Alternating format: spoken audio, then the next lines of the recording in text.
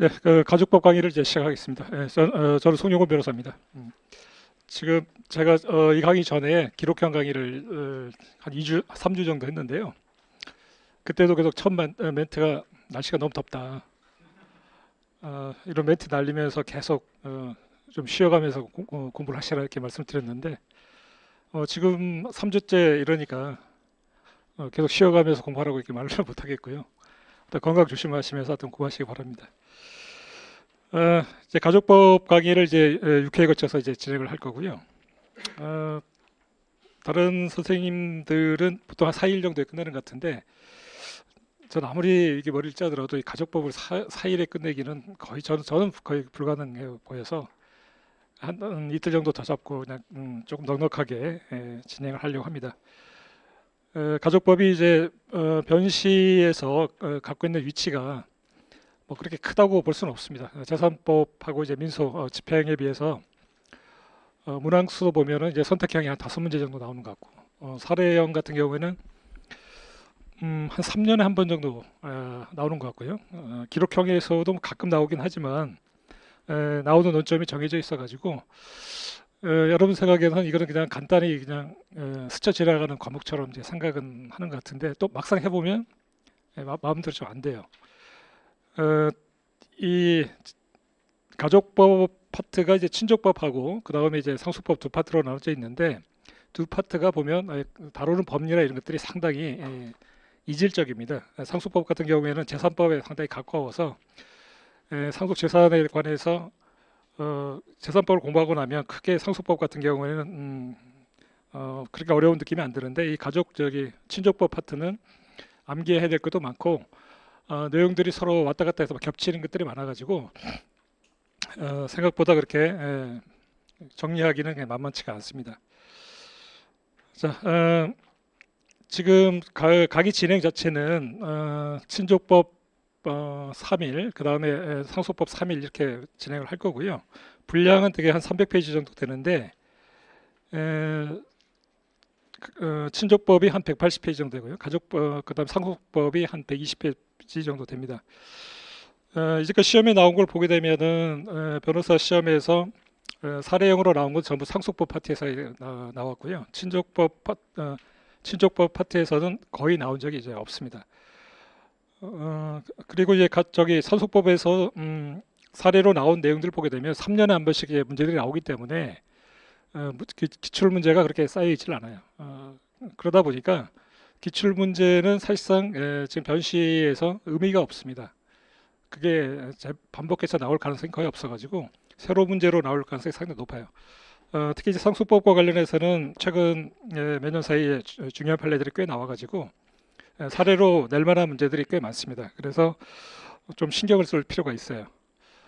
올해 그 7회 변시에 올해 뭐 상속 포기와 관련해서 간단한 문제가 나왔는데 본격적으로 그게 상속법 문제다라고 하기에는 좀 애매한 측면이 있어서 몇 가지 주요 논점들을 정리할 필요는 있겠습니다. 대표적으로 말씀을 드리면 이제 대습 상속 같은 거 제가 작년에도 대습 상속 부분은 굉장히 강조를 해서 저도 나올 거라고 생각을 했었는데 나오질 않았어요. 그래서 대습 상속 부분하고 특히 이제 상속 포기와 대습 상속에 관해서 작년에 굉장히 중요한 판례가 나와가지고 그 파트를 좀 정리할 필요가 있고 그다음에 유류분 반환 청구권 유류분은 굉장히 이제 기계적인 파트긴 한데 잘 정리를 안 해두시면은 손도 못 대는 문제 중에 하나입니다. 그 다음에 사례형하고 그 다음 기록형에서 이제 꽤 나온 적이 있는 상속 그 회복 청구권에 관한 문제 그 문제들이라든가 꽤 상속법에서는 아직 나오지 않은 문제들이 꽤 있으니까 좀 같이 정리를 좀 할 필요가 있겠습니다. 6일 동안 강의를 하게 되기 때문에 분량은 한 50페이지 정도쯤 나갈 거고요. 선택형 문제로 해서 제가 선택형 연습 1 민법 2판으로 나온 게 있는데 뒤에 보시면은 이제 가족법 파트가 내용이 정리가 되어 있습니다. 지금 그 교재 내용이 지금 제가 작년에 개정 작업을 하면서 이 선택형 문제를 정리를 하면서 이 기본 교재를 다 같이 매칭을 해서 정리해 놨기 때문에 선택형 문제 푸는 데는 큰 지장은 없을 텐데요. 시간상 선택형 문제를 이 시간에 다 풀어드리기는 거의 시간이 안 될 것이고 제가 제 생각에는 강의를 진행하고 그 다음에 오늘 했던 내용을 내일 만약에 시작한다 그러면 앞단락에서 한 30분 정도 해서 중요한 내용들을 몇 문제 좀 풀어보고 다시 한번 복귀하는 그 정도로 진행을 하면 될 것 같습니다. 그래서 여러분들이 오늘 복습을 하시면서 50페이지 분량 복습하시면서 객관식 문제를 일단 풀어보고 그 다음에 내일 다시 한번 리마인드하는 그런 식으로 이제 진행을 하면 될 것 같아요. 그리고 이 기본 교재와 관련해서 그 민법 844조와 관련해서 친생자 추정과 관련돼서 이제 법이 바뀌어서 내용이 들어간 게 있는데 그 부분이 잘못되어 있습니다, 교재에. 그래서 내일 그 부분을 반영한 일체의 그 자료를 좀 제가 제공해 드릴 텐데요. 그 87페이지 보시면은 친생자 추정이라 그래가지고 844조에 1항, 2항, 3항에서 나와 있는데 지금 법조문하고 내용이 다릅니다. 이거는 다 이유가 있는데요. 제가 이 개정 작업을 할 때 이게 헌법 불합치 결정이 나와가지고 개정이 이루어졌는데 개정이 이루어졌다고 해서 법률신문에도 나오고 여러 가지 그 보도가 돼서 개정을 하려고 사이트에 찾아봤더니 이 법조문이 안 뜨는 거예요. 이 844조에 대해서. 그래서 법무부 사이트 갔는데도 이게 안 뜨고 신문에 나와가지고 이런 개정됐다. 그래 가사소송법도 이렇게 바뀌었다 해서 보도는 나오는데 도대체 법조문이 개정이 된 법조문이 안 떠가지고 도대체 이게 어떻게 된 건가? 그러다가 구글에서 막 치다 보니까 그 국회의원이 개정안으로 낸 게 있더라고요. 개정안을 제가 찾아보니까 신문 그 법률신문에서 나온 보도안하고 굉장히 똑같아요. 그래서 이걸로 지금 저기 개정이 됐구나 해서 그 지금 들어간 조문이 그 국회의원 개정안 그 형태로 들어갔어요. 그렇게 해서 아마 통과됐다가 다시 바꾸는 과정에서 법무부에서 다시 손을 본 것 같아요. 그러다 보니까 이 내용이 좀 엉뚱하게 내용이 들어가 있습니다. 그 부분은 제가 내일 수정할 부분 따로 해드리고 그 다음에 이 수정할 부분들이 여러분들이 이제 시간이 좀 없으니까 그 해당 파트는 전부 출력을 해가지고 통째로 해서 나눠드리는 식으로 해서 정리를 하겠습니다. 나머지는 뭐 그렇게 손 볼 데는 없는 것 같아요. 자, 그러면 이제 강의를 한번 시작해 볼게요.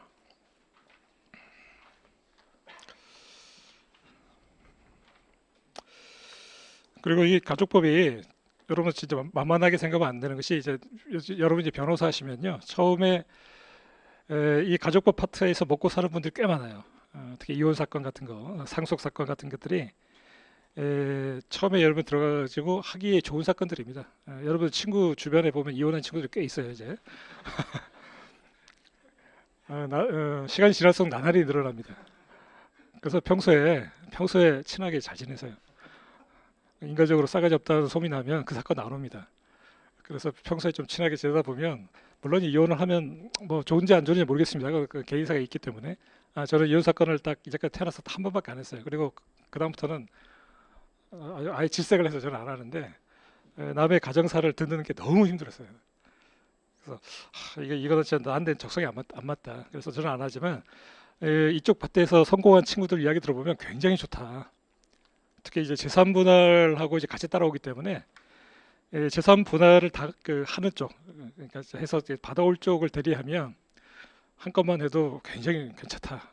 뭐 그렇게 해서 굉장히 만족감을 나타내고 있는데 여러분들도 변호사 하시면은 이쪽 파트에 특히 이게 성격이 친절하신 분 있잖아요.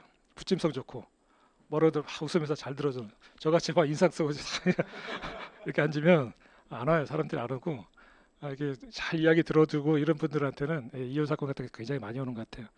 그리고 보면 그 종편이나 이런 데 보면 나와가지고 되게 돌아다니잖아요. 그래서 저 사람은 또 언제 일을 할까 좀 의문이 들지만 어쨌든 그래서 그런 친구들이 보면 사건을 많이 한다고 들었습니다. 그래서 사건을 이제 맡다 보면 공부를 하면서 이제 변호사가 일을 배우러 나가기는 하는 건데 이 가족법 같은 거는 기본적으로 아는 게 있어야 면접에서 뭐라고 대답을 하지.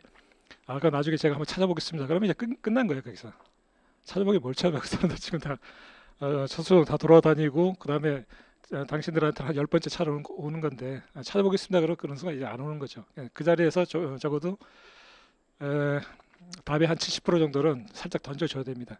100% 던져주면은 안 옵니다. 그러면 다른 데 가요. 그래서 얼마가 받겠냐 그러면 500 부르면은 다 듣고 나서 다른 데 가서 300 부르고 이제 다른 데 맡기죠. 그래서 다른 변호사 찾아가 봤더니 이렇게 이야기를 하더라. 그래서 정보 던져주고 그래서 300 합시다 이렇게 하거든요. 그래서 변호사 상담하실 때는 100% 던져주면 절대 안 돼요. 한 70% 정도 던져주고 뭔가 감칠나게 그래서 꼭 해가지고 해야 수임이 됩니다. 어쨌든 그만큼 이게 중요한 파트예요. 그래서 이거를 그래도 시간을 좀 들여서 한번 공부를 해두는 것이 좋겠습니다. 지금 안 해두면 여러분들이 공부를 안 하게 돼요. 자, 이 페이지 한번 보겠습니다. 가족법상의 법률행위, 신분행위라고 하는 거. 우리가 뭐 민법 공부할 때 보면 재산행위라 그래가지고 법률행위론을 먼저 배우잖아요. 그걸 차용한 그 내용들입니다. 여기서 심각하게 문제가 나오는 적은 없고요. 간단하게 그냥 OX 정도의 문제로 정리하고 넘어가면 되겠습니다. 자, 이 페이지 보겠습니다. 자, 신분행위 종류 뭐 세 가지 종류가 있는데 전혀 중요하지 않습니다. 그다음에 신분행위는 요식성이 상당히 이제 요구되는 것이 있는데 특히 이제 뭐 유언 같은 경우는 상당히 이제 요식성이 이제 까다롭습니다. 자, 민법 총칙의 규정들이 이제 가족법에 이제 적용되겠느냐에 관한 문제들이 이건 OX 문제들입니다. 여기에 이제까지 뭐 객관식에서도 중요하게 다뤄지는 파트는 아니어서 가볍게 보면 되겠습니다. 자, 이 페이지에 일행의 통칙 규정을 보게 되면 법원에 관한 1조 규정 같은 경우에는 적용이 되는 것으로 이제 보고 있고요. 관련 판례 1, 2, 3번 나와 있는 것들이 있는데 그냥 눈에 한번 발라서 그냥 넘어가면 되겠습니다. 전혀 중요한 것들은 아닌 것 같아요. 뭐 현행 민법이 시행되기 전에 호주 아닌 남자가 사망했을 때에 뭐 직계비속이 평등하게 공동상속한다. 그 다음에 직계비속이 피상속인과 동일 호족에 있지 않는 여자인 경우에는 상속권이 없다. 뭐 이런 것들이 관수협했다 그러는데 이것을 문제 낼 가능성은 전혀 없고 이번 3번도 마찬가지 그런 내용들입니다.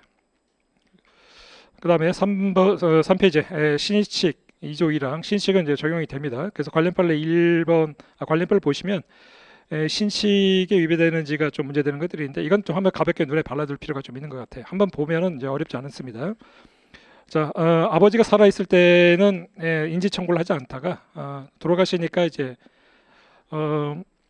인지 청구를 할 수가 있잖아요. 강제 인지. 원래는 인지라고 하는 것은 이제 혼인의 자가 있을 때 아버지가 그 자식이 내 자식이다라고 이제 인정하는 그 법률행위인데 그 자식이 이제 아버지를 상대로서 할 수 있는 것이 이제 강제 인지 청구에서죠.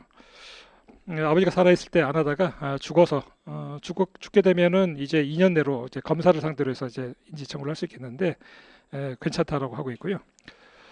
그 다음에 입양 신고가 무효인 상태에서 이제 양모 등을 봉양 제사도 지내고 그리고 살아생전에 좀 이렇게 모시고 그렇다 하더라도 그를 상대로 해가지고 입양 무효의 소를 제기했다. 소권 남용이 아니다. 그 다음에 3번, 4번 같은 경우에는 이제 혼인의 자아 같은 경우가 있는데 3번 같은 경우에는 일단은 자기 자식이 아닌데 아버지가 출생 신고를 해가지고 이제 굉장히 아꼈습니다. 그래서 키우고 그 다음에 사업도 이제 물려주려고 했는데 아버지가 이제 돌아가셔가지고 그 친자식들이 그 사람을 상대로 해가지고 친생자 관계 부존재 확인의소를 제기한 것 이것도 괜찮다고 합니다. 살아있을 때는 가만히 있다가 이제 아버지가 돌아가셔가지고 이제 재산이 많다.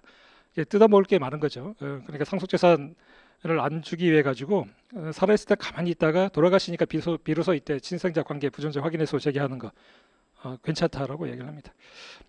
네 번째는 반대로 혼인의 자인데 혼인의 자 같은 경우에는 나중에 이제 그 인지를 청구를 해서 인지하게 되면 그 혼인 중에 자하고 상속의 관계에서는 아무런 그 불이익이 받지 않는데 이 혼인의 자가 그 자식들로부터 그 배다른 형제들이죠. 나중에 아버지가 돌아가시더라도 내 자식이라고 우기지 않을게. 뭐 전혀 주장하지 않겠다고 하면서 돈을 받았던 사건이에요. 돈을 받았다가 나중에 아버지가 돌아가시니까 아버지가 이제 물려받은 재산이 상속 재산이 많았죠. 그럴 때 다시 강제인지 그러니까 인지 청구의 소를 제기하는 것. 그러고 나서 그 다음에 내가한테 돌아올 그 상속분에 해당되는 돈을 나한테 달라라고 청구하는 것도 괜찮다라고 보고 있습니다. 한번 봐두면 이제 되는 것들이죠. 권리남용 해당되지 않는다라고 하는 예들이 있는데 마찬가지로 그렇게 중요하게 다뤄진 것도 아닙니다. 한 번씩 보면 되겠습니다.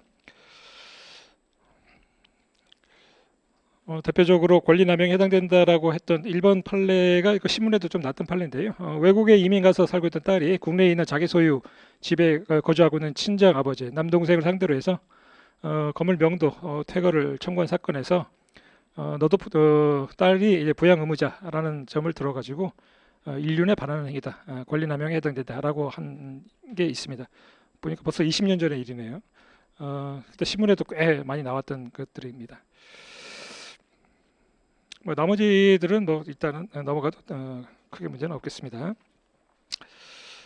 자, 4페이지에 자연인에 관한 규정을 보게 되면은 권리, 능력, 존속국에 관한 거 적용이 됩니다. 그 다음에 성년기 마찬가지로 가족법에도 적용이 되고요. 그 다음에 행위 능력에 관해서는 이제 별표 하나 해두시 바랍니다. 원칙적으로 이제 우리가 재산 행위를 하기 위해서는 이제 행위 능력이 필요하다. 우리가 민법 총칙 첫 장에서 배우는 내용인데 우리가 지금 다루고 있는 신분행위를 할 때는 원칙적으로 의사 능력만 있으면 된다 이렇게 얘기를 합니다. 그래서 이제 행위 능력이 없더라도 의사 능력이 있으면은 신분행위는 원칙적으로 할 수 있다라고 하는 것이 통설의 입장인데 그러나 그 주위에도 나와 있는 것처럼 막상 까보면 의사 능력만 갖고 되지 않는 것들이 상당히 생각보다 많습니다. 그래서 미성년자인 자가 그 자에 대해서 갖는 친권을 친권자가 대행하도록 하는 규정. 그러니까 미성년자가 또 애를 낳은 거죠. 그래서 이제 그 애에 대해서 친권을 행사할 때는 그 낳은 사람의 그러니까 할아버지, 할머니, 얘가 이제 그 사람들이 친권을 대행하도록 하는 규정들이 있죠. 그 다음에 후견인의 결격 사유에 제한 능력자를 이제 포함시킨다든가 뭐 이런 것들이 다 예외적인 사유가 있고요. 그 다음 재산 상속의 승인 포기, 그 다음에 부부재산 계약제 같은 그 재산 행위로서의 색채가 강한 경우에도 행위 능력이 필요하다라고 이때 보고 있습니다. 뒤에서 다 할 내용들입니다. 그 다음에 유언 같은 경우에는 의사 능력 구비 이후에 17살 만 17세라고 하는 것이 또 법에 또 제한되어 있고, 그래서 의사 능력만 있으면은 신분행위를 할 수 있다, 자유롭게 할 수 있다라고 하는 설명은 생각보다 그렇게 관철되지는 않는다. 그리고 가족법상의 특칙을 보게 되면 상당히 또 제한하는 명문의 규정이 있는 경우도 또 있습니다. 그래서 의사 능력이 있는 미성년자 혹은 이 피성년 후견자라고 하더라도 부모라든가 후견인의 동의를 얻도록 하는 이거는 동의를 얻도록 하는 규정이 상당히 많습니다. 예시라고 나와 있는데 여기서 뭐 예시를 뭐 두 문자 따고 외우는 건 아무 의미 없는 짓이고요. 뒤에서 우리가 강론적인 내용을 다 공부하고 나서 돌아와서 보게 되면 되겠습니다. 그 다음에 뭐 성년인 경우에도 양자가 될 사람은 부모의 동의를 받도록, 심지어 성년임에도 불구하고 양자로 들어가려면 부모가 살아계시면 부모의 동의를 받도록 하는, 그래서 상당히 많은 제약을 하고 있다는 것이죠. 이것도 뒤에서 보시면 되겠습니다. 그 다음에 제한 능력자의 상대방의 보호에 관한 규정, 민법 총칙의 15조 내지 17조에 보면 있잖아요. 뭐 최고권 같은 거라든가 거절권, 철회권 이런 같은 규정들이 있는데 그런 것들은 이제 적용이 없다 이렇게 보고 있습니다. 주소에 관한 규정은 이제 적용이 된다. 부재와 실종에 관한 규정들은 적용이 되는 것으로 보고 있습니다. 이건 다 OX 문제들이에요. 법인에 관한 규정은 적용되지 않는다 이렇게 이야기를 하는데 법인이 신분행위에서 관여하는 경우가 거의 없기 때문에 그렇습니다. 그런데 최근에 이제 후견 쪽이 많이 손을 봐가지고 법인들도 이제 후견이 될 수 있기 때문에 그 한도 내에서는 가족법이 뭐 적용된다 말을 할 수 있겠지만 전반적으로는 법인이 이 친족법에서 들어와가지고 하는 경우는 거의 없어서 일반적으로는 적용되지 않는다 이렇게 합니다. 물건 내관한과 적용이 된다고 볼 수 있겠고요. 법률 행위에 관한 그 총칙 규정 103조, 104조도 적용이 된다. 그런데 이제 근친혼 금지, 뭐 중혼 금지 등은 이제 특칙이라고 이야기를 하고 있고 104조는 적용되지 않는다. 104조 같은 경우에는 이제 유상 행위인 경우에만 적용이 되기 때문에 신분 행위에는 적용되지 않는다. 자, 첩계약 이 부분은 일단 넘어가고요. 뒤에서 한번 보도록 하겠습니다. 의사 표시에 대해서 비진이 통정 허위 표시, 착오에 관한 규정들은 항상 무효라고 이제 보고 있고 선의 제3자에 대해서도 대항할 수 있다라고 보고 있습니다. 6페이지 보시면은 이제 상단에 특별 규정이라고 그래가지고 혼인이나 입양 이런 데 보게 되면 예를 들어서 뭐 착오, 사기나 강박, 착오 이랬을 때는 뭐 취소 사유로 해서 1년의 규정들이 있습니다. 이것도 마찬가지로 뒤에서 볼 내용들이고요.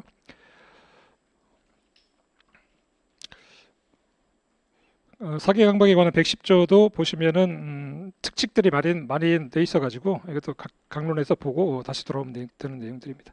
그 다음에 대리에 관한 규정도 보게 되면 대리 신분행위는 원칙적으로 대리에 친하지 않습니다. 그래서 대리가 되는 경우는 거의 없는데 필요한 경우에는 특별 규정이 있습니다. 그것도 뒤에서 보고 다시 체크를 하시면 되겠습니다.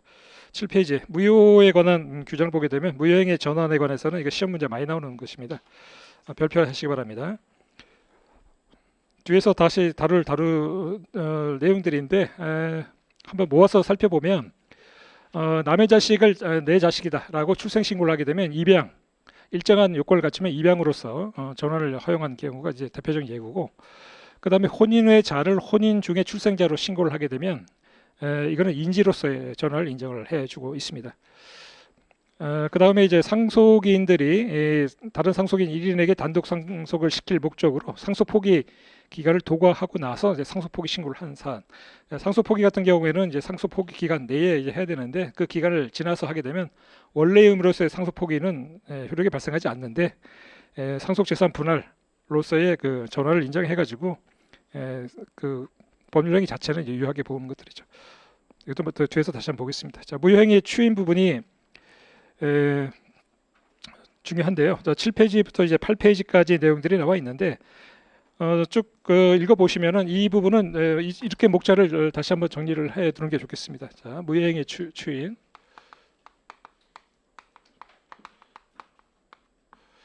자, 7페이지부터 8페이지까지 내용이 있다. 자, 이렇게 정리를 한번 하자. 자, 추인에 관한 8페이지 내용을 먼저 좀 들어가 가지고 추인, 무효행위에 대해서 추인이 가능하냐에 대해서 추인이 있는지 없는지는 의사표시 해석의 문제이다라고 있고, 그 다음에 이 추인을 하게 되면은 이제 소구표 이게 가장 중요한데요. 소구표가 인정되느냐, 소구표가 인정이 된다고 합니다. 그래서 민법에도 보게 되면 무효행위 추인이라 그래가지고 139조가 있는데 이 139조는 적용되지 않는다 이렇게 이야기를 하고 있습니다.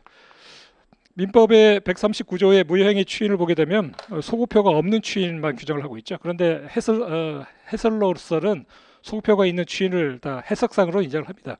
채권적 소급적 추인, 물권적 소급적 추인이라 그래가지고 인정을 하는데 법문상으로는 139조 하나밖에 없거든요. 139조가 소구표를 인정하지 않습니다. 그런데 무효인 신분행위에 관해서 이제 추인을 했다고 할 때는 이 소구표를 인정한다. 그래서 139조가 적용되지 않는다. 이렇게 정리를 하시면 되겠습니다. 이 구체적인 내용은 다시 한번 살펴보도록 할까요? 그 다음에 두 번째는 실체적인 신분관계가 있어야 된다.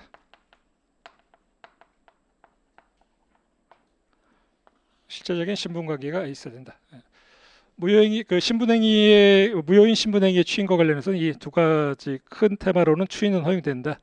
추인이 있는지 여부는 이제 의사표시 해석의 문제이고, 그게 인정이 되면 그 소구표를 인정한다. 이게 가장 핵심적인 내용이고, 그리고 실체적인 신분관계가 이제 뒷받침되어야 된다. 이런 내용으로 되어 있는데요. 자, 7페이지의 그 반가로 1번의 개관을 보시면 대표적으로 언급되어 있는 것들이 이것입니다. 자, 갑과 을이 이제 사실상 부부로서 이제 십수년 동안 동거를 하고 있는데 갑이 이제 바람둥이에요. 그래서 다른 여자 한량처럼 돌면서 밖으로 도는 거죠. 그래서 을과 혼인 신고를 안 해줍니다. 을이 이제 참다 못해서 일방적으로 혼인 신고를 했고, 갑이 그러한 사실을 알면서도 종전에도 동거 생활을 계속 유지하고 있다가 나중에 갑이 이제 마음이 바뀌어가지고 혼인 신고가 무효다라고 이렇게 주장을 한 그 사안이었는데요. 대법원이 이럴 때에 소구표 아까 말씀드린 대로 의사표시 해석의 문제다. 그러면 갑이 혼인신고가 을의 일방적 의사에 의해서 이루어졌다는 걸 알면서도 가만히 종전의 어떤 생활을 유지하고 있다고 한다면 그 추인으로서의 의사표시가 있다라고 인정을 하고, 그거는 크게 어렵지 않게 우리가 인정할 수 있는데, 문제는 이제 소구표 139조가 적용되지 않는다라는 문제와 관련해서 소구표가 있다 이렇게 얘기를 하는 것이죠. 반가로 2번의 내용이 그런 내용인데요. 이 소구표가 있다라고 하는 것은 자, 어떤 의미가 있냐면, 아까 말씀드린 대로 갑과 을이 이제 사실상의 부부고,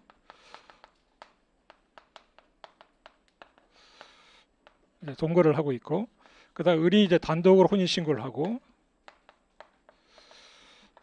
갑이 이걸 알면서 묵인하고, 이렇게 하는 것이죠. 자, 그러면 이제 논증하는 그 단계가 보게 되면 알면서 묵인했다. 이거는 추인으로서의 의사가 있다. 이렇게 첫 번째 이야기를 할 수가 있겠죠. 그 다음에 추인을 하게 되면 이것이 이 단독 신고, 을이 단독으로 혼인 신고를 한 이 시점에 소급표가 있다. 이렇게 이야기를 하는 거예요. 자, 원래 이제 뒤에서 이제 할 내용이지만 혼인 신고는 갑과 을이 공동으로 이제 해야 되는데 이 사건에서는 을이 단독으로 한 것이죠. 단독으로 하게 되면 이건 원칙적으로 이제 혼인 신고로서의 효력은 이제 무효가 됩니다. 그러다가 나중에 이제 추인이 있게 되면 이거를 을이 단독으로 혼인 신고한 이 시점으로 이렇게 끌어오게 되는 것이죠. 그러면 원래 을이 혼인 신고를 할 당시에는 갑의 의사가 없었기 때문에 무효라고 보다가 이 을이 알면서 묵인한 것을 이제 추인 행위로 봐서 이거를 소급표, 즉 갑이 단독으로 혼인 신고를 한 이 시점에 끌고 오게 되면 마치 갑과 을이 공동으로 혼인 신고를 한 것처럼 혼인 의사가 있고 혼인 신고를 같이 한 것처럼 이렇게 법률적으로 이제 뒷받침할 수 있다. 이렇게 보는 것이죠. 그래서 이제 소급표가 인정되고 따라서 민법 139조는 적용되지 않는다. 이것이 핵심적인 내용입니다. 자, 그 내용이 이제 7페이지에 보시면은 나와 있죠. 반가로 2번에 그 위에서 네 번째 줄, 즉 대법원의 입장은 그 부분부터 한번 표시를 해서 한번 읽어보시기 바랍니다. 자, 대법원의 입장은 을의 단독 혼인 신고 시에는 갑의 혼인 의사가 없기 때문에 유효한 법률론으로서 인정할 수 없다. 이렇게 출발하지만 나중에 갑의 그 추인 의사, 즉 혼인 의사가 존재한다고 인정되면 그 추인에는 소급표가 있기 때문에 사후적 결과적으로 을의 단독 혼인 신고 시에 갑과 을 사이에 유효한 혼인 의사의 합의 및 적법한 혼인 신고가 있다. 이렇게 볼 수가 있기 때문에 이게 적법한 법률론이 된다. 이런 식으로 이제 이론 구성을 하는 것이죠. 그 밑에 있는 참고 이 부분은 뭐 삭제해도 상관이 없겠습니다. 물론 이 사안에서 을이 이처럼 자기가 단독으로 해서 혼인 신고를 하는 방법 물론 있겠지만 우리가 뒤에서 볼 그 사실론 관계를 보게 되면 을 입장에서는 굳이 이렇게 무리하게 할 필요는 없죠. 사실론 관계 전부 존재를 확인하는 심판을 청구하게 되면 그렇게 해서 판결을 받을 수가 있습니다. 그렇게 되면 그 판결 가지고서 신고를 하게 되면 혼인으로서의 효력이 생기거든요. 그런 방법이 있었는데 이 사건에서는 을이 그냥 단독으로 혼인 신고를 해버려서 그게 문제되는 사건이었습니다.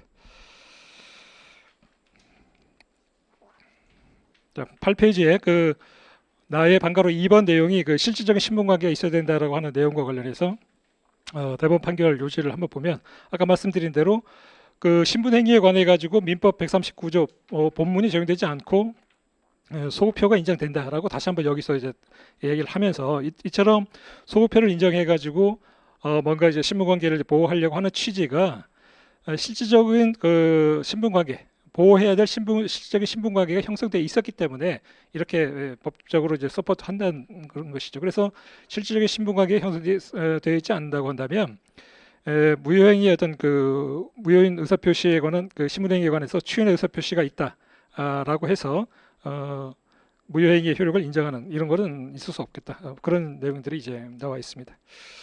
그러니까 어려운 내용들은 아닙니다.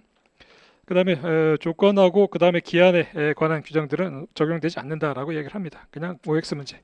자, 기간에 관한 문제는 적용이 될 거고요. 소멸시효는 원칙적으로 적용이 되지 않고 소멸시 그 가족법에서 나와 있는 권리에 관해서 일정한 기간 같은 것들이 나와 있는데 이건 대부분 제척 기간이지 소멸시효 기간은 아니라고 보고 있습니다.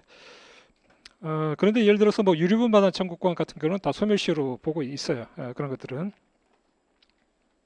그러니까 이것도 일반적으로 그렇다는 것이지 따지고 나면 유류분 반환 청구 같은 경우는 소멸시효로 보거든요. 그래서 그럴 때는 약간 맞지는 않죠. 그러니까 대략적인 내용들입니다.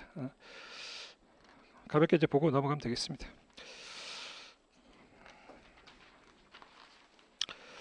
자, 10페이지 보게 되면 가사소송, 자, 가사소송에 그 우리가 이제 민법 하면 민사소송이 적용되는 것처럼 이제 이 가족법은 이제 가사소송이라고 그래가지고 이제 가족 가정법원에서 이제 1심을 이제 관할을 하게 되는데 그 관할에 관해서 보게 되면 가사소송법에 보게 되면 가류 사건, 나류 사건, 다류 사건 이게 가사소송으로 해가지고 가나 다가 돼 있고 비송사건으로 해가지고 라마 사건 해가지고 굉장히 이제 자세하게 언급이 되어 있는데 솔직히 저는 이 분류가 어떻게 돼서 이루어지는지 잘 몰라요. 그리고 그렇게 중요한 것 같지도 않습니다. 시험에는 객관식으로 뭐 한두 문제 정도 나오는 것 같긴 한데 이걸 맞추려고 예를 들어서 10페이지, 11페이지에 있는 이거를 어떻게 하겠어요, 이거는. 포기합시다, 이거는. 이건 포기하자. 이거는. 그리고 뒤에 강론에서 보시면은 문제되는 그 객관식에서 나온 문제들이 있어요. 이게 가사 사건인지 민사 사건인지가 나온 객관식에 자주 나오는 문제는 뒤에서 다 정리해 놨거든요. 그러니까 우리가 여기서 이거 고민하지 말자는 거야, 이거는. 이거 해서 뭐 어떻게 뭐 분류 뭐 이거 두 문자를 외울 수도 없고 그래서 우리 이건 넘어가도록 하자. 어쨌든 가나다가 가사 소송이고 라마가 비송이라고 하더라.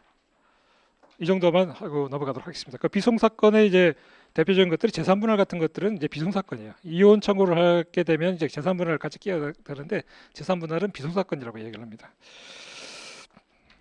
13페이지에 조정 전치주의는 라다마가 이제 조정 전치주의 사건들입니다. 예를 들어 이혼 소송을 제기하려고 하게 되면 이제 조정을 반드시 이제 거쳐야 됩니다. 바로 소송으로 가지 않고 조정을 거쳐가지고 조정관들이 와가지고 엄청나게 많이 이야기를 해요. 그래서 이혼을 좌절시키든지 아니면 빨리 그냥 협의를 끝내라. 그래서 막 그 종용을 하든지 어차피 한 번 떠난 사람 안 돌아옵니다. 막 이러면서 이혼 안 하겠다는 사람 막 이혼시키고 막 그래요. 조정관들이. 왜 그러나 봤더니 다 자기네들이 그게 실적이야, 실적. 실적으로 올라가니까 멀쩡하게 안 하겠다. 제가 그 한 건 맡았다고 했는데 그 사건은 안 하려고 했는데 자꾸 만날 때마다 한번 마음 비우면요 다시 한다라고 또 다른 사람하고 눈 맞으면 절대 안 돌아옵니다. 이러면서 계속 이혼시키려고 그러더라고요. 어쨌든 조정 전치주의가 나다마 사건은 조정 전치주의다. 그러니까 이 조정에 대해서 난 안 하겠다. 이렇게 하게 되면 이제 소송으로 가서 이제 다투어지는 것들이죠. 그냥 나다마 이렇게만 체크해 넘어가도록 하죠. 자, 이렇게 가볍게 한번 우리가 체크해서 끝내고 그 다음에 친족법으로 한번 넘어가도록 하겠습니다. 자, 친족법 파트를 보게 되면 가장 뭐 중요한 것이 이제 부부간이 이제 혼인 관계를 맺어가지고 이제 부부간의 관계에서 이제 가장 출발을 하죠. 그래서 이제 부부 관계에서 이제 법률로서 인정되는 부부 관계로서 인정될 수 있는 것이 어떤 요건을 갖춰야 되느냐. 그래서 혼인에 관해서 이제 여러 가지 얘기가 나오고 그 다음에 이제 혼인에 따라서 어떤 법적 효과가 생기느냐 이런 식으로 세팅하고 나서 그 다음에 이제 자식이 생기겠죠. 그러면 이 장으로서는 혼인 다음에 부모와 자식, 부모와 자식 간의 관계에서 이제 정리를 합니다. 혼인하고 부모에 관한 자식에 관한 문제가 굉장히 서로 엉켜 있어요. 그래서 법조문 같은 거 보다 보면 이 혼인에 관한 법조문하고 그 다음에 부모와 자식에 관한 법조문이 막 엉켜 있어가지고 그게 처음에 공부할 때는 상당히 선 것입니다. 그리고 가족법에 관한 내용이 최근에 법조문이 엄청나게 바뀌어가지고 무슨 몇 조에 몇 해가지고 보면 가지 번호가 20 몇 번까지 붙어 있고 조문 찾아보면은 계속 어디 참조 준용하라고 보면 그 준용하는 규정을 가보면 또 다른 규정을 준용하고 있고 그래서 한 3단계, 4단계를 거쳐야 그 준용하는 내용이 뭔지를 알 수 있도록 개판 5분전으로 개정을 해놔서 상당히 읽기가 이제 어려워요. 그래서 이제 법조문이 상당히 이제 중요한 파트이기도 합니다. 혼인과 이제 부모의 자에 관한 내용이 많이 엉켜 있고요.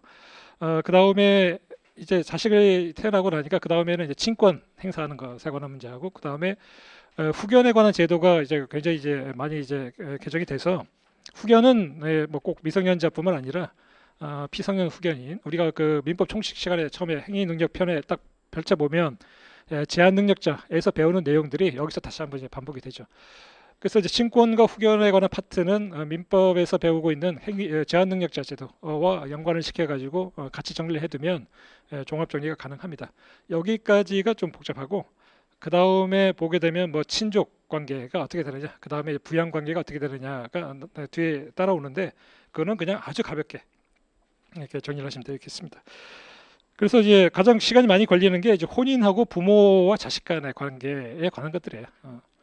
뭐 살아보면 다 그렇죠. 원래 부부 관계하고 자식 관계가 어려워요.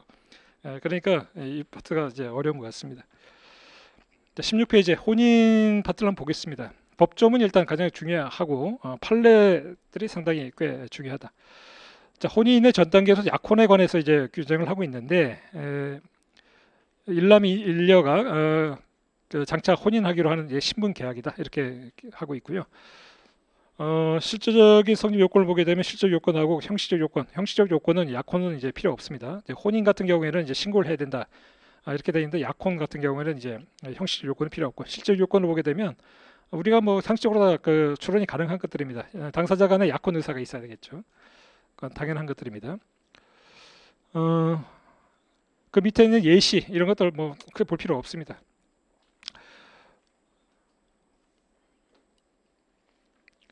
그 다음에 약혼 연령과 부모의 동의를 보게 되면 이거는 이제 객관식에 나올 수 있는 문제들이죠. 자, 약혼은 성년에 달한 자는 자유롭게 약혼할 수 있다. 약혼은 그러면 몇 살부터 할 수 있겠냐? 18살 된 사람부터 할 수 있겠는데 성년인 경우에는 아무런 제한 없이 할 수 있는데 성년이 아닌 자, 그러니까 18살 때에는 부모나 미성년 후견인의 동의를 받도록 이렇게 이야기를 하고 있고요. 그 다음에 이제 피성년 후견인이 약혼을 하려고 할 때는 이제 부모나 성년 후견인의 동의를 받도록 이렇게 얘기를 하고 있습니다. 아까 우리가 봤던 것처럼 그 신분행위는 의사 능력만 있으면 된다라고 선언적인 그 이야기를 하고 있는데 막상 개별적인 조문에 가게 되면 이처럼 태클을 거는 게 되게 많아요. 18살이나 되면 그래도 나름대로 다 머리가 굵을 때 굵은 애들인데 부모나 미성년 자의 그 후견인의 동의를 받도록 이렇게 하고 있고 피성년 후견인 경우에도 의사 능력은 일반적으로 있다고 볼 여지가 많은데 마찬가지로 동의를 얻도록 이렇게 하고 있습니다. 그다음에 이제 808조가 이제 준용된다고 해서 여기 그 교재를 보시면은 그 준용하는 규정들이 이 법조문이 워낙 복잡하게 돼 있어서 되도록이면은 여기서 예를 들어서 801조에서 808조를 준용한다라고 하게 되면 그 준용 규정을 되도록이면 같은 법조문에 소개하는 식으로 해서 여러분들이 번거롭게 찾아보지 않도록 이렇게 최대한 그렇게 해놨습니다. 808조를 보게 되면 동의가 필요한 혼인과 관련해서 미성년자가 또 혼인을 할 때는 부모의 동의를 얻어야 된다. 한쪽이 동의권을 행사할 수 없으면 다른 한쪽이 동의를 받아야 되고 모두도 행사를 없으면 미성년 후견인의 동의를 받아야 된다. 뭐 이런 내용들을 이제 준용하도록 이렇게 되어 있습니다. 동의를 얻지 못한 약혼에 관해서는 민법 규정에는 없습니다. 이걸 어떻게 처리할 것인지는 나와 있지 않은데 그 혼인 같은 경우에는 이제 이게 취소 사유로 돼 있어서 취소할 수 있는 것으로 일반적으로 해석을 하고 있습니다. 그 다음에 그 약혼 연령과 관련해서는 2017년 12월 22일 전에는 남자 18세, 여자 16세였는데 이제는 통일적으로 정리가 되어 있다. 17페이지 보시면은 이중 약혼에서는 안 된다. 그 다음에 근친자 사이의 약혼도 안 된다. 이거는 다 무효라고 해석하고 있습니다. 약혼의 효과 법정 확인드립니다. 당사자들 간에는 803조에 보게 되면 강제 이행을 청구하지 못하도록 하고 있는데 일단은 약혼을 하게 되면 서로 성실하게 교제하고 정조를 지킬 의무, 가까운 시기에 혼인관계를 성립시킬 의무를 진다라고 얘기를 하고 있는데 만약에 나는 혼인 자꾸 미룬다.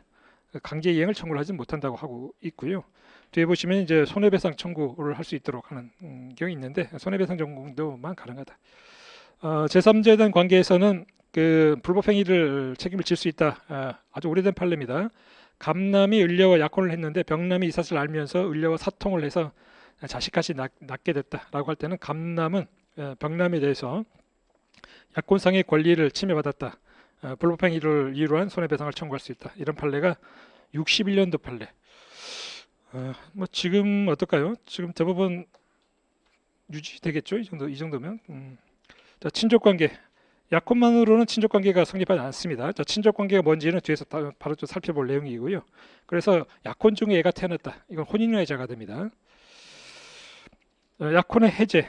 우리 신분관계에서 신분행위에 관련해서 해제라고 규정되어 있는 애가 없어요. 그러니까 예를 들어서 혼인도 보게 되면 뒤에 보면 혼인의 무효 취소에서 파양하면 파양 무효 취소 뭐 이런 식으로 해서 무효와 취소 사유에 대해서는 언급이 되어 있는데 해제라고 하는 내용은 약혼밖에는 없습니다. 특히 신분 관계에서는 아까 설명드린 대로 부모 뭐 동의를 받아야 된다, 뭐 이중 약혼은 안 된다, 근친자의 약혼은 안 된다라고 일반적으로 해석이 돼 있는데 그거는 그 법적 효과에 대해서는 민법에서 규정하고 있지 않아서 해석론상 그냥 그는 무효이거나 취소할 수 있다라는 식으로 해석만 하고 있는 것이고 법조문은 없습니다. 법조문에 있는 것은 해제 사유만 있는 것이죠. 804조를 보게 되면 1호부터 쭉 8호까지 내용들이 있는데요. 대충 이것도 뭐 암기할 건 아니고 대충 그냥 눈에 발라서 넘어가는 것들입니다. 약혼하고 나서 자격 정지 이상의 형을 받았다. 17페이지에. 그다음에 2호 보게 되면 성년 개시 후견이 개시되거나 한정 후견 개시의 심판을 받은 경우, 한정 후견 개시의 심판을 받은 경우에도 약혼 해제할 수 있다는 점이 어떻게 보면 좀 특이한 상인 것 같아요. 그 신분행위 가족법에서는 한정 후견인은 기본적으로 아무런 원칙적 제한을 받지 않아요. 지금 우리가 약혼 연령과 관해서도 피성년 후견인이 동의를 받도록 하고 있지만, 예를 들어서 피한정 후견인이 동의를 받도록 하는 규정들은 없거든요. 그래서 피한정 후견인 같은 경우에는 재산법에서는 제한 능력자로 해가지고 일정에 좀 제한되지만, 이 신분행위에 대해서는 원칙적으로 아무런 제한을 받지 않는 게 이제 원칙적인 모습입니다. 그런데 이 약혼 해제 사유로 규정이 되어 있다는 것이 좀 특이한 부분이에요. 한정 후견 개시 심판을 받을 때도 해제 사유가 된다는 점. 그 다음에 18페이지 보면 3호 사유로서 뭐 성병, 불치의 정신병, 불치의 병질, 이것도 다 해제 사유가 됩니다. 그런데 이거는 나중에 보시면 혼인의 이혼 사유가 된다든가 뭐 이렇게 되지는 않아요. 정신병이 있다고 해서 무효 사유, 이혼 사유로 원칙적으로 인정하지 않습니다. 그 다음에 약혼하고 나서 다른 사람과 또 약혼을 한다든가 또 혼인을 했다든가 다른 사람과 간음을 했다든가, 자, 약혼 후 1년 이상의 생사불명, 이혼 사유인 경우에는 3년이거든요. 그러니까 1년인 경우, 그 약혼 해제는 1년, 그래서 1년 이상 이 부분에 조금 이제 주의할 필요가 있겠고요. 정당한 이유 없이 혼인을 거절하거나 시기를 늦춘다. 그 다음에 중대한 사유가 있을 때, 이렇게 해서 규정되어 있습니다. 가볍게 보시면 될 거고입니다. 그 다음에 그러면 해제 같은 경우에는 우리가 민법에서 계약 해제 같은 경우는 의사표시로 해가지고 특히 불가분성이 중요하잖아요. 수인 간의 의사표시, 수인이 할 때는 다 같이 해야 된다, 이렇게 중요한데, 그러면 약혼 해제는 어떻게 했냐 봤더니 마찬가지로 상대방에 대한 의사표시를 하도록 되어 있고요. 근데 아까 봤던 6호 사유, 얘가 생사불명이다. 그러면 그한테 의사표시를 할 수가 없죠. 의사표시는 도달돼야 되는데, 그럴 때는 어떻게 되냐 봤더니 상대방에 대해서 의사표시를 할 수 없으면 해제의 원인을 안 때 해제된 것을 본다. 그러니까 그 상대방이 약혼했던 그 사람 정혼자가 1년 이상 생사불명됐다라는 걸 인지하면 그때 해제된 것을 본다. 자, 그래서 해제 원인이 있으면 안 돼. 여기다가 이제 밑줄 하나 그어두면 좀 좋겠습니다.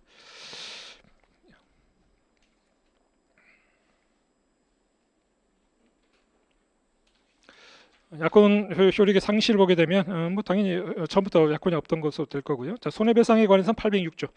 806조는 계속 준용되는 규정입니다. 그 뭐 이혼이든 뒤에서 보면 뭔가 신분관계와 관련해서 뭔가 잘못했다 그러게 되면 다 806조를 준용하도록 되어 있기 때문에 잘 봐두시기 바랍니다. 약혼이 해제된 때에 상대방이 당사자 일방은 과실 있는 상대방에 대해서 손해배상 청구할 수 있도록 하고 있고, 그 다음에 위자료도 청구할 수 있다. 2항에서 규정을 하고 있고요. 위자료 청구권은 양도 또는 승계하지 못한다, 이렇게 하고 있고, 그러나 단서를 보게 되면 당사자 간에 이미 그 배상에 관한 계약이 성립하거나 소를 제기하고 나선 그렇지 않다. 이 단서 잘 받아주실 필요가 있겠습니다. 위자료 청구권은 원칙적으로 양도 승계하지 못하는데, 배상에 관해서 합의가 있었거나 소를 제기했거나 이렇게 되면 양도나 승계가 가능하다. 자, 예물 반환 청구권에 별표 하나 해주시기 바랍니다. 아마 뭐 상담을 많이 받을 수 있는 그 내용들이죠. 블로그에 올리기도 좋은 내용들이죠, 이런 것들. 파혼되면 예물을 반환받을 수 있을까요? 뭐 이러면 많이 보러 오죠. 자, 그 판례에 따르면 그 약혼의 예물은 혼인의 불성립을 해주 조건으로 하는 증여라고 합니다. 그래서 혼인이 깨지면 돌려주는 그런 거라는 것이죠. 그러면 첫 번째가 혼인이 불성립될 때는 아까 말씀드린 불성립을 해주 조건으로 하는 증여이기 때문에 그 해제 조건이 성취가 된 것이죠. 그래서 받은 것은 각자 돌려줘야 된다, 이렇게 얘기를 하는데, 그 혼인 불성립에 대해서 한 사람 일방만 규책이 있다. 그렇게 되면 그 규책이 있는 놈은 반환을 청구를 못한다는 거야. 그 남자가 약혼을 했는데 다른 여자하고 이제 바람 피워가지고 간음을 했다. 그래서 계약이 해지됐다. 그렇게 되면 여자는 자기가 받은 예물은 지가 키핑할 수 있고 남자한테 준 거는 돌려줘, 이렇게 해서 할 수 있다는 그런 것이죠.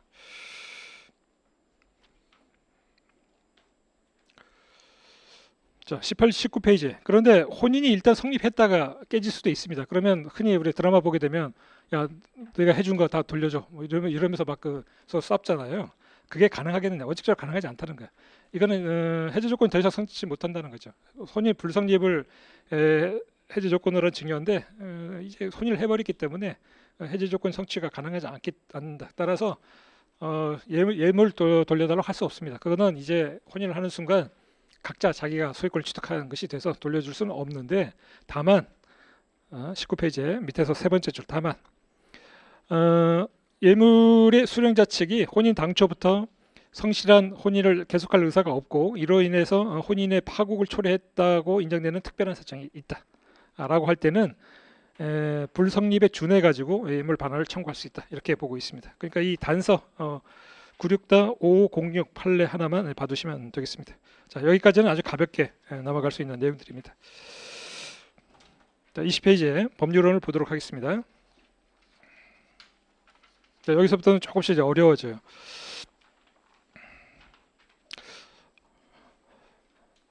자, 혼인이라고 하는 게 법률론을 말하는 것이고요. 뒤에서 이제 사실론이라고 하는 걸 뒤에서 다시 볼 텐데, 이 법률론이라고 하는 것은 혼인의 의사의 합치가 있고 그 다음에 혼인 신고를 해서 법에 의해서 정식적으로 인정되는 그 혼인의 형태입니다.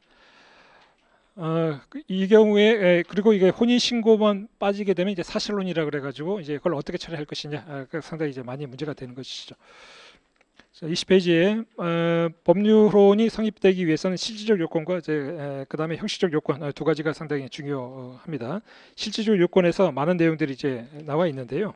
첫 번째가 자 1의 가항을 보게 되면 혼인 의사의 합치가 있어야 된다. 전체적 내용만 한번 쭉 볼게요. 혼인 의사의 합치가 있어야 되고, 그 다음에 22페이지의 나항을 보게 되면 혼인은 이제 807페이지에 따라서 만 18세가 돼야 혼인할 수 있도록 해서 혼인 정령이 18세로 규정이 되어 있습니다. 남자 여자 다 통일적으로 되어 있습니다. 그 다음에 이제 부모 등의 동의를 받도록 하는 규정들이 있고요. 그 다음에 23페이지부터는 소극적인 요건들이 있습니다. 23페이지의 라항을 보게 되면 근친혼이 돼서는 안 된다. 이 근친혼인 경우에는 이제 시험에 낼 부분들이 꽤 많은데요. 근친혼이에서는 안 된다라고 하고 있다. 그런데 이제 근친혼을 했다. 이 법적 효과는 어떻게 되느냐는 무효와 취소로 이렇게 나뉘게 되는데 뒤에서 다시 한번 설명을 드리겠습니다. 그다음에 중혼이어서는 안 되고요. 그다음에 그 대혼 기간이라 그래가지고 그 23페이지 방을 보게 되면 여자에 한해서는 혼인이 종료되면 6개월이 지나지 않으면 혼인을 못하도록 하는 그 규정이 있었는데 그건 폐지됐습니다. 그 다음에 근친혼과 관련해서는 동성 동본 금혼에 관한 규정도 헌법 불합치를 받아가지고 마찬가지로 폐지가 됐고요. 자, 20페이지 다시 돌아오셔가지고 첫 번째 가장 중요한 것이 이게 신분상의 그 계약이기 때문에 혼인 의사의 합치가 가장 중요합니다. 혼인 의사의 개념과 관련해서는 논의가 있는데 통설과 판례가 실질적 의사설이라 그래가지고 다음과 같이 이야기를 합니다. 혼인 의사라고 하는 것은 당사자 간의 사회 관념상 부부라고 인정되는 정신적, 육체적 결합을 생기게 할 의사를 말하는 것이다. 그리고 한편이라 그래가지고 민법상 혼인 의사의 합치는 혼인 신고 형식으로 표시되기 때문에 혼인 신고는 하지 않겠다라고 했을 때는 여기서 말하는 그 실질적 의사, 그 법률론으로서 말하는 그 혼인 의사는 없는 것으로 이렇게 해석을 합니다. 관련 판례에다가 이제 별표를 하나 해두시기 바랍니다. 그래서 당사자 간에 정신적, 육체적 결합을 생기게 할 의사가 없이 다른 어떤 방편을 위해 가지고 혼인 신고를 하는 것, 이걸 이제 가장 혼인이라고 하는데 그거는 무효라고 합니다. 그러니까 가장 핵심적인 혼인 의사의 합치가 없기 때문에 이제 무효라고 하는 것이죠. 그리고 형사적으로는 공정증서 원본 불실 기재죄가 성립을 한다라고 얘기를 하고 있고요. 그 밑에 보시면은 그 최근에 이제 우리가 그 해외에 그에서 이제 혼인으로 해서 국제 결혼 같은 걸 이제 많이 하게 되는데 이 사건은 그 2010년 6월 10일자 2010부 574 판례는 그 필리핀 국적의 그 여성이 한국에 취업하기 위해서 이제 오로지 취업하기 위한 목적에서 들어왔습니다. 그래서 이제 한국 남성하고 이제 혼인 신고는 했는데 자기 이 사람은 그냥 사실은 부부로서 살 생각은 없고 와서 그냥 취업하고 하려고 이제 들어온 사건이었습니다. 그래서 이제 이 사건에서는 대법원이 당사자 일방에게만 참다운 부부관계의 설정을 바라는 효과가 있는 상태에서 혼인신고 자체에 관해서는 당사자 사이에 의사 합치가 있는 경우에도 그 혼인은 당사자 간의 혼인의 합의가 없는 것으로 봐서 이제 무효다 이렇게 뭐 본 거죠. 혼인 신고는 했는데 예를 들어서 부부로서 정상적으로 살아갈 생각은 없었던 거죠. 그 필리핀 여성 같은 경우는. 그래서 실제로 혼인 신고하고 나서 바로 또 잠적을 해가지고 다른 데서 취업하고 하다가 이제 문제가 돼서 이제 했는데 혼인은 이제 무효다 이렇게 했던 그 사건이었습니다. 뭐 앞으로 이런 것들은 이제 많이 일어날 수 있는 것이겠죠. 자, 혼인 의사의 그 판단 기준과 관련해서는 이게 내심의 의사이기 때문에 우리가 그 알 수가 없습니다. 그러다 보니까 부부 생활의 객관적인 상태, 이 사람들이 실제로 뭐 예를 들어 동거 같은 거 같이 한 집에서 같이 살고 있느냐, 뭐 이런 것들이 이제 중요한 지표가 될 겁니다. 뭐 애가 있느냐, 뭐 이런 것들도 많이 중요한 지표가 될 것이고요. 그래서 이제 부부 생활, 공동 생활의 객관적인 생활 상태에서 추단할 수밖에 없다 이렇게 얘기를 하고 있고요.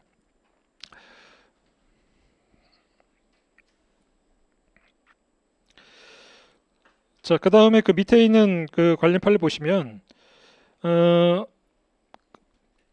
그 혼인이 무효다. 혼인 의사의 합치가 없다라고 이제 주장하는 자가 있을 경우에 그걸 어떻게 되느냐에 관해서는 누가 입증 책임을 지냐에 관해서는 일단 그 객관적인 생활 상태에서 보아서는 이제 부부 생활을 하는 것으로 이제 보이는 그런 상황에서 다른 사람이 나타나서 그들 사이에는 혼인 의사의 합치가 없었다라고 이제 주장을 하는 그런 사안에서 그 주장하는 자가 그 주장 입증 책임을 져야 된다 이렇게 얘기를 하고 있습니다. 그래서 객관적인 생활 상태에서 혼인의 의사 존재는 이제 추정되기 때문에 혼인의 무효를 주장하는 자가 혼인 의사가 철회됐다, 해소됐다라는 사정을 주장 입증을 해야 된다. 그런 내용들이 나와 있습니다. 21페이지에 있는 관련 판례 1번, 2번, 뭐 3번은 크게 중요하진 않습니다. 이거는 그냥 넘어가도 되겠습니다. 다음 판에서는 거의 다 삭제를 할 생각입니다. 자, 21페이지 혼인 의사와 의사 능력. 자, 의사 능력이 있어야 된다라고 얘기를 하고 있고요. 자, 그 다음에 나항의 동그라미 2번에 별표를 하시기 바랍니다. 여기 이제 시험에 꽤 나오는 이제 파트인데요. 일방 당사자가 의사 능력이 없는 상황에서 혼인 신고를 했어요. 혼인 신고를 할 때는 이제 부부 쌍방이 성인의 증인 2명을 연서한 서명 갖고 이제 하도록 돼 있는데 신고를 같이 했습니다. 그런데 그 당시에 일방 당사자에게는 의사 능력이 없다라는 사실이 밝혀졌다고 하면 그런 혼인이 무효가 된다 이렇게 얘기를 하고 있습니다. 그 밑에 있는 판례가 이제 대표적인 판례인데요. 935-1089 판결 의지를 보시면 어떤 사안이었냐면 혼례식을 거행하고 사실혼 관계에 있었으나 일방이 뇌졸중으로 그 혼수 상태에 빠져 있는 상황, 그 상태에서 혼인 신고가 이루어졌다는 것입니다. 그래서 이럴 때는 일방 당사자가 의사 능력이 없는 상황이다. 그래서 이거는 혼인은 무효다 이렇게 보고 있습니다. 다시 그 본문으로 돌아오셔가지고 그 판결 요지 다음에 다만 혼인 신고서를 작성할 때는 다 의사 능력이 있었는데 그 접수를 할 때 의사 능력을 상실할 수도 있습니다. 그럴 때는 혼인은 이제 유효하게 성립된 것으로 이제 보는데요. 그 예가 그 금방 살펴본 935-1089 판결 요지 밑에 손가락 표시해서 비교라고 되어 있는 부분이 바로 그 대표적인 그 예로 이제 언급이 되는 것들입니다. 자, 이거는 뭐냐? 사실혼 관계에 있는 그 남편 갑이 자기 의사이기에서 사실혼 배우자인 을과 혼인 신고서를 작성할 때는 다 멀쩡했어요. 그런데 그 다음에 뇌출혈로 혼수 상태에 있고 그런 상황에서 을이 단독으로 혼인 신고서를 제출해서 수리된 그런 사안에서는 혼인 신고서를 작성할 당시에 의사 능력이 있었기 때문에 수리할 당시에 의사 능력이 없다. 이건 상관이 없다는 것이죠. 그래서 이건 혼인이 유효하게 성립한다. 옛날 그 사시 볼 때는 이 지문이 꽤 많이 나왔던 지문 중에 하나였어요. 그러니까 위에서 본 935-1089 판례하고 밑에 비교로서 언급된 판례가 그 얘가 조금 다릅니다. 22페이지에 다항을 보게 되면 자, 혼인 의사의 철회와 관련해서는 수리할 때까지는 철회가 가능하다고 합니다. 그러니까 혼인 신고서 작성할 때까지는 혼인하려고 하는데 망설이는 거야. 그래서 그 주민센터에 가가지고 혼인 신고서 제출을 해야 되는데 제출하는 순간에 난 안 하겠다. 얼마든지 가능하다. 그런데 공무원에게 제출을 해가지고 수리를 끝내버리면 철회는 이제 못하게 되는 것이죠. 그렇게 해서 만약에 다투려면 혼인 무효나 혼인 취소 이런 쪽으로 다투든지 아니면 이혼하든지 이렇게 하라는 거죠. 그래서 수리할 때까지는 언제든지 자기 의사를 철회를 할 수가 있습니다.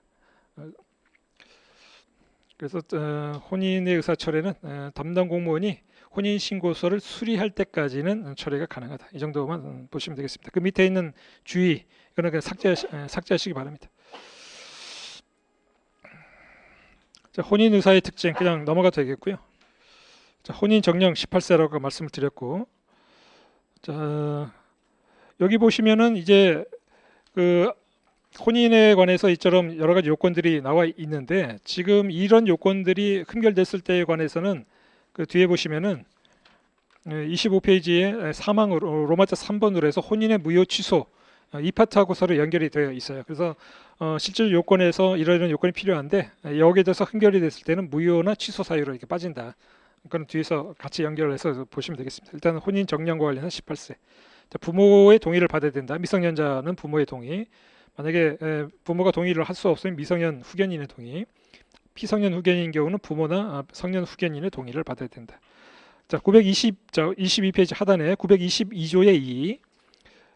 이게 민법이 이제 개정되면서 전반적으로 들어간 조문인데요. 이 친권자인 부모가 그 미성년자의 일련의 그 신분행위에 관해서 동의를 하도록 하는 규정들이 많이 들어가 있는데 그러면 그 친권자가 동의를 하지 않으면 어떻게 되느냐에 관해서는 과거에 법조문이 없었습니다. 그럼 동의를 안 해서 배째라 하게 되면 이걸 어떻게 처리할 것이냐? 그래서 이제 법이 이제 서로 신설이 돼가지고 친권자의 동의에 가름하는 재판을 청구해가지고 법원의 손을 빌려가지고 그 동의를 가름하는 재판을 받는 방식으로 해서 이거를 처리할 수 있도록 지금 그 전반적으로 이제 가족법이 여러 번 이제 변경이 됐는데 변경되는 큰 방향이 가정법원의 그 후견적 지위를 굉장히 강화시키는 쪽으로 해서 법원이 간섭하는 게 굉장히 많아요. 그런 쪽으로 이제 상당히 많이 이제 변하고 있습니다. 친권자의 지정 같은 것도 이제 가정법원이 한다든가 해서 굉장히 후견적 지위를 이제 상당히 이제 강화시키는 쪽으로 이것도 마찬가지죠. 친권자의 동의를 가름하는 재판. 법원이 알아서 하겠다 이런 것들이죠. 자, 23페이지 동의권자. 자, 이거는 그냥 법조문에 가름해서 생략하면 되겠습니다. 동의 없이 이루어진 경우는 뒤에서 다 나오는 내용들이니까 넘어가도록 하겠습니다. 자, 근친혼.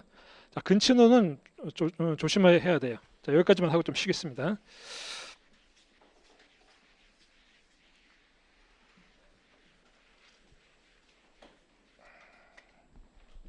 이것도 여러분들이 이제 변호사가 되시면은 많이 질문을 받을 내용이죠.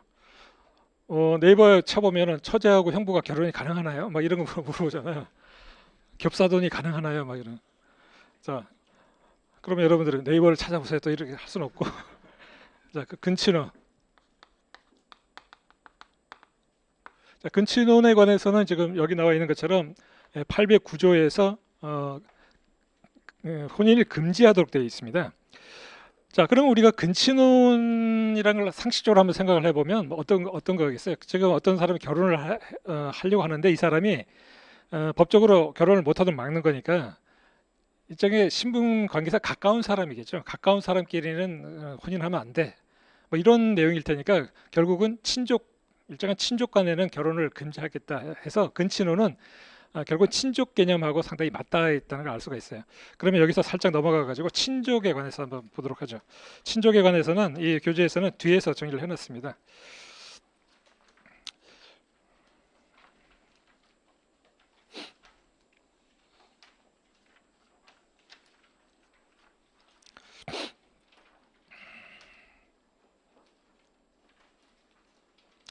자, 166페이지 보게 되면 친족 관계하고 가족이라고 나와 있는데 친족에 관해서 법조문이 나와 있는 건 767조예요.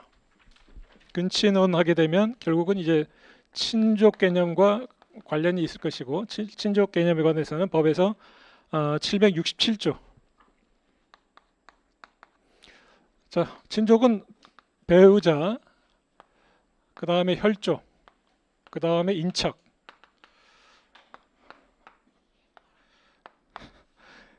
여러분들 두 문자로 외우시나요? 배에 피가 있는 사람이에요? 배혈이?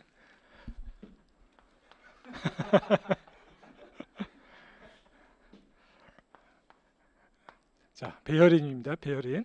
자, 그러면 근친혼과 관련해서는 뭐 배우자는 당연히 이거는 뭐 빠질 것이라는 뭐 의문의 여지가 없고 이거와 이거는 관계력이 없겠죠. 그럼 혈족도 보게 되면 두 가지가 있어요. 자연 혈족. 그러니까 태어나고 보니까 우리가 피를 나눴다라는 개념에서 자연 혈족이 있고 피는 나누지 않았지만 법에 의해서 그 일정한 신분 관계가 인정되는 거죠. 입양 같은 걸 하게 되면 이제 법정 혈족 관계가 있게 됩니다.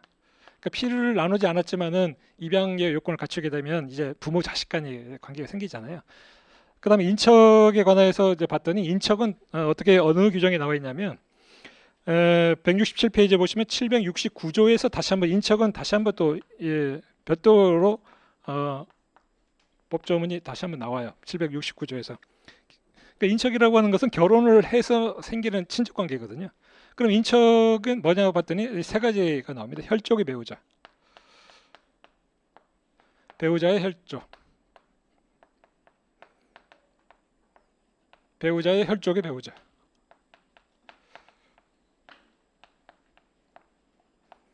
이런 거는 뭐 우리가 상식적인 얘기죠. 혈족의 배우자. 나한테 형님이 있다. 형님이 결혼을 했어요. 그러니까 형수님이 있으면 그 혈족, 나의 형님의 배우자. 그러니까 형수님과 나는 이제 인척 관계가 되는 거죠. 그다음에 배우자의 혈족. 내가 결혼했는데 아내한테 처제가 있다. 그러면 처제하고 나도 이제 인척 관계가 되는 거예요. 그다음 배우자의 혈족의 배우자. 그 처제가 결혼을 해서 남편이 있다. 그러면 그 남편 동서 관계라고 하잖아요. 그 동서 관계에서 뭐 형님 뭐 이러면서 그 그냥 미묘하죠. 누구를 기준으로 해서 형님이냐? 나이는 나이는 많은데 내가 나이가 많은데 동생하고 결혼해가지고 그 미묘해요. 그래서 서로 말을 안 하지. 어색한 침묵만 흐르면서 이제 자 그래서 이제 혈족의 배우자, 배우자의 혈족, 배우자 혈족의 배우자 이게 이제 인적 관계 이렇게 보고 있어요.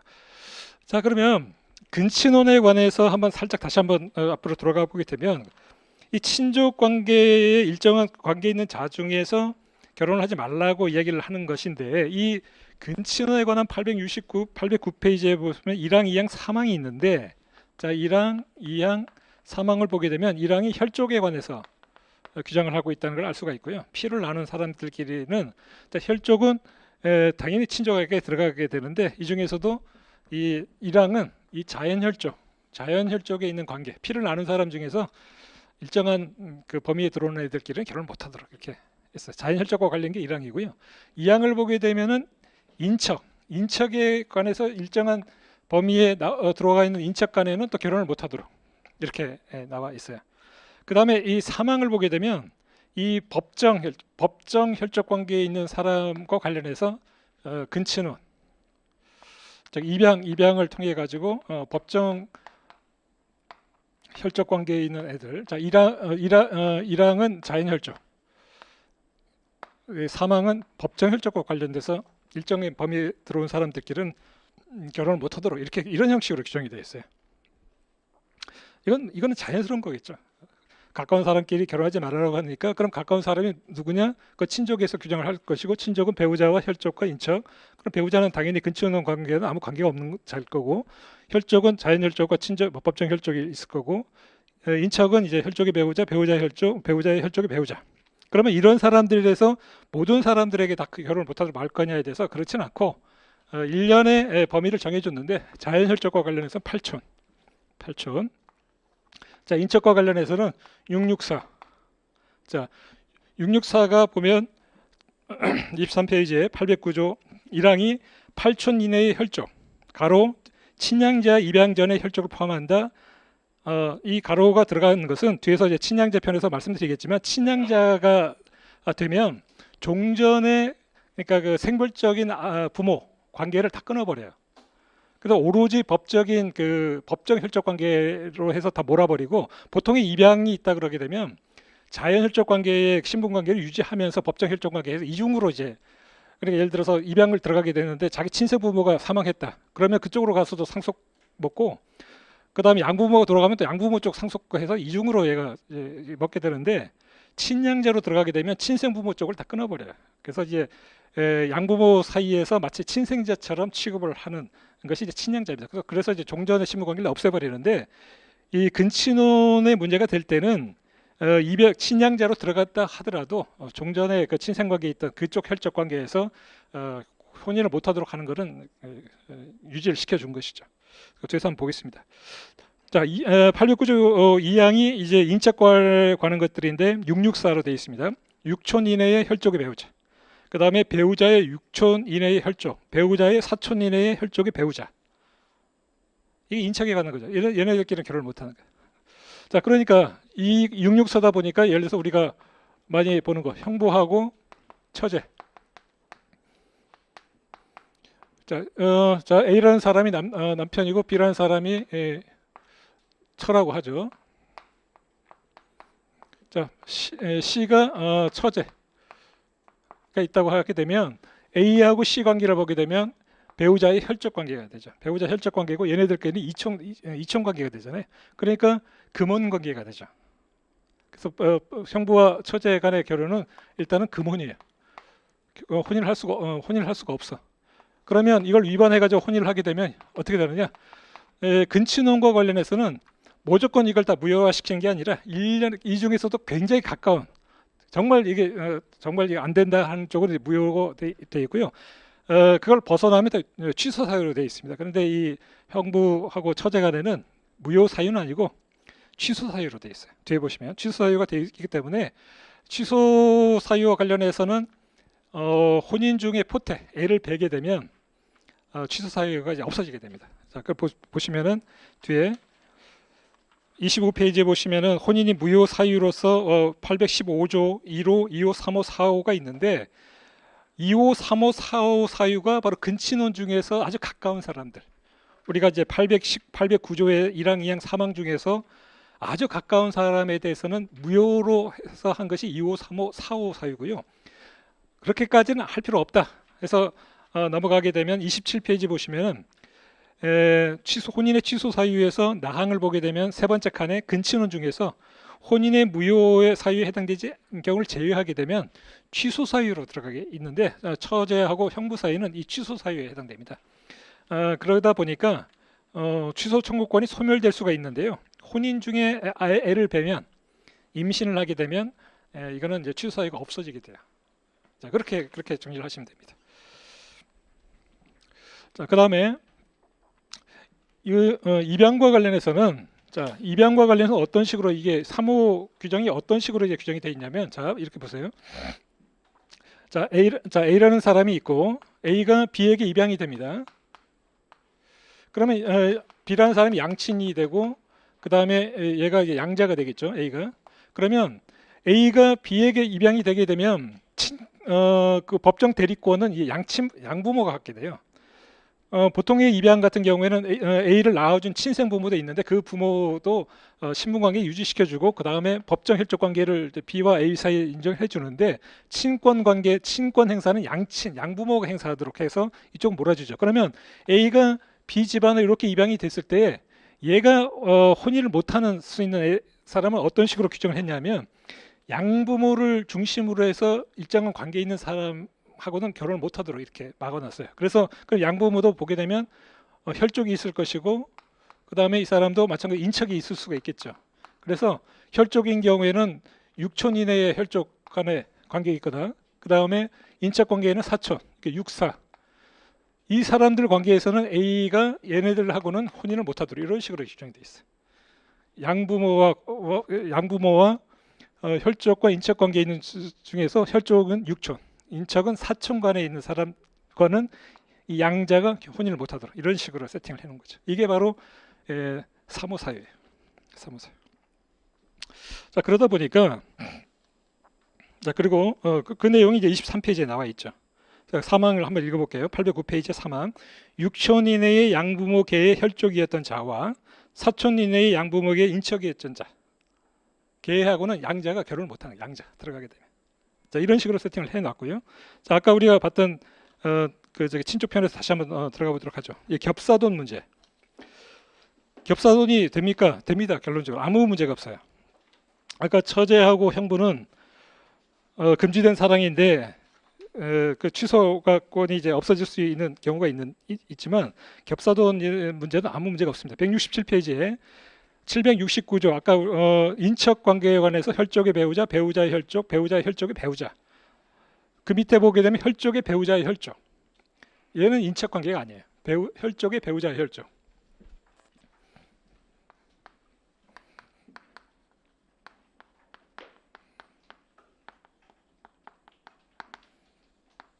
이거는 어떤 관계 어떻게 이야기를 해볼 수 있냐면, 자 A라는 사람 A가 이제 남편이고 B가 처라고 해보겠습니다.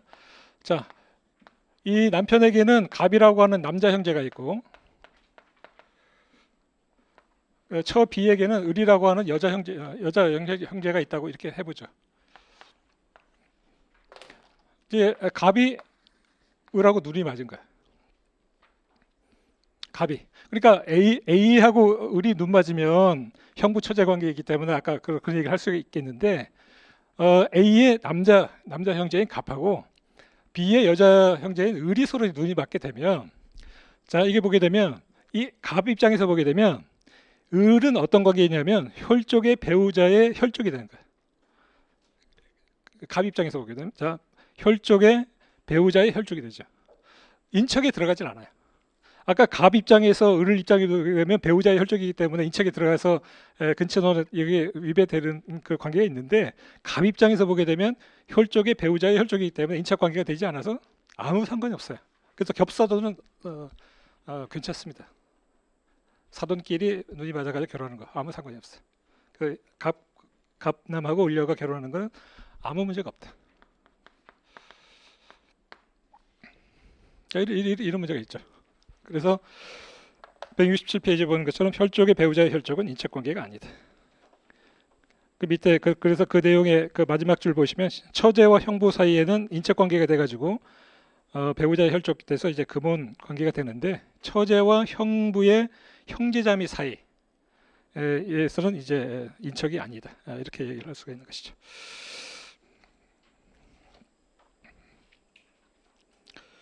자, 10분만 쉬겠습니다. 예.